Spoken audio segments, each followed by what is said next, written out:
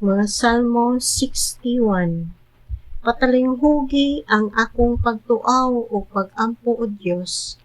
Nagsangpit ako kanimo gikan sa layong dapit, kay dako ang akong kaguol. Dad-a ako sa dapit nga walay peligro, kay ikaw man ang akong dalangpanan ug lig-ong panalipod batok sa akong mga kaaway. Papuy-a ako sa imong balay sa tibuok kong kinabuhi. Salipdi ako sa imong mga pako. Nadungog mo o Diyos ang akong mga saan, ug gihatagan mo ako sa mga panalangin nga ila sa mga nagpasidungog kanimo.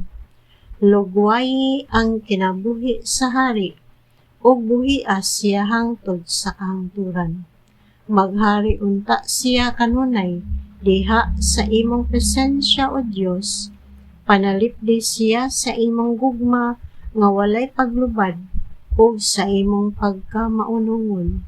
Busa mag-awit ako kanunay mga pagdayeg kanimo.